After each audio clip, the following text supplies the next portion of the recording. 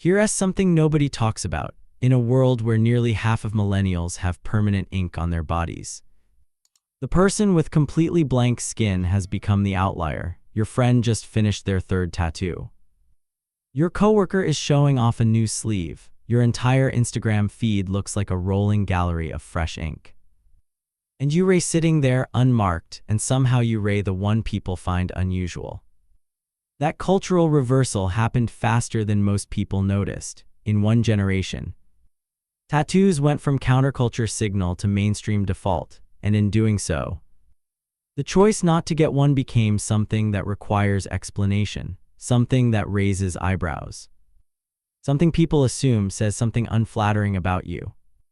But the psychology of people who never get tattoos is far more interesting than the culture gives it credit for. And it starts with something that has nothing to do with needles or pain. It starts with time. Psychologists who study decision-making have identified a concept called future self-continuity.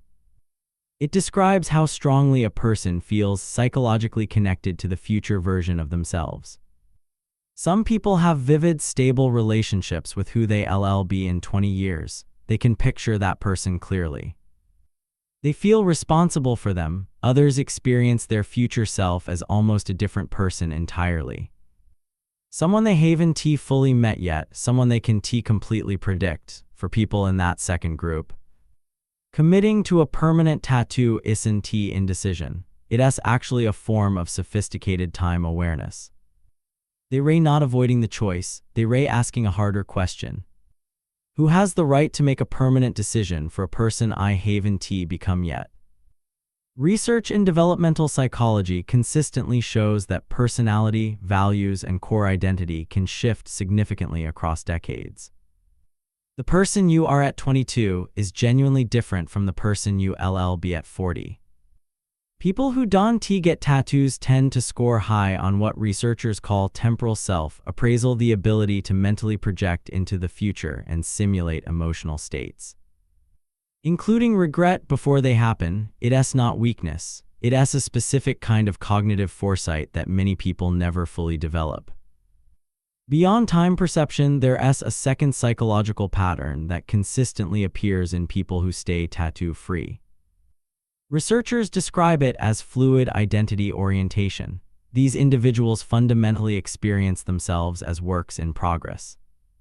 Not incomplete, but intentionally unfinished, constantly revising, integrating new experiences, staying open to becoming someone they haven't been before. For someone with this orientation, a tattoo doesn't just feel permanent. It feels like a contradiction, like pressing pause on a story that isn't supposed to stop moving. The blank skin isn't emptiness. It's the visual expression of a self that refuses to be finalized. But here's where the psychology becomes more complicated. Because fluid identity orientation exists on a spectrum, at one end it represents genuine psychological flexibility and openness to growth.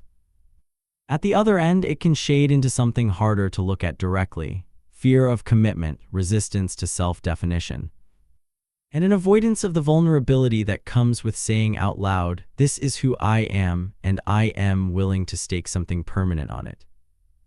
The line between staying open and avoiding identity is thin. And not everyone without a tattoo has fully examined which side of that line they're actually standing on. Social psychology adds another layer entirely. Despite tattoos being thoroughly mainstream in 2026, people who choose not to get them are often highly attuned to what psychologists call impression management. They're strategically aware of how permanent choices shape the way they're perceived across different professional and social contexts for the rest of their lives.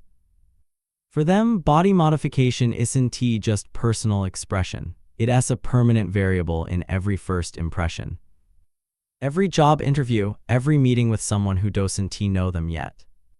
And permanently surrendering control over that variable feels like a real cost, one that most cultural conversations about tattoos never honestly account for.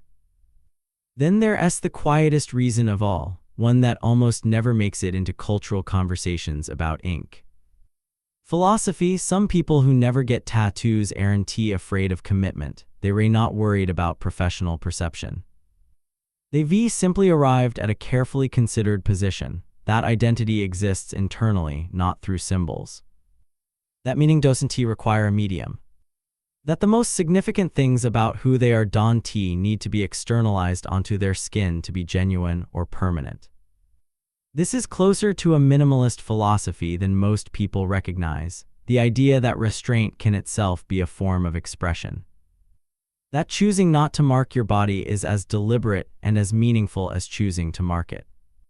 That depth doesn't need to be visible to be real. We've built a cultural narrative that quietly equates tattoos with meaning, with courage, with authentic self-expression, and that narrative has done something subtly damaging to the people who don't fit it. It has made unmarked skin look like a statement about absence, about blandness, about a life not fully lived or felt. But the psychology tells a completely different story. The absence of a tattoo can reflect future self-awareness, identity fluidity, social intelligence, or philosophical restraint. It reflects a person who thinks carefully before making permanent decisions. A person who understands that who they are today isn't the final version. A person who has decided that their identity lives inside them rather than on them.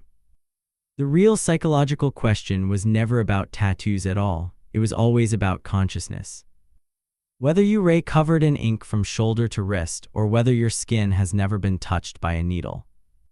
What the psychology actually reveals is whether your choice was made deliberately, honestly, and entirely on your own terms.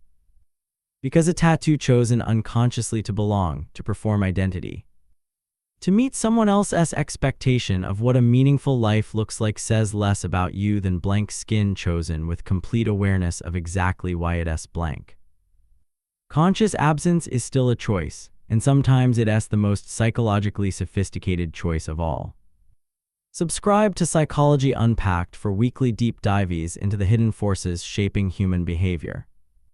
See you in the next Unpack.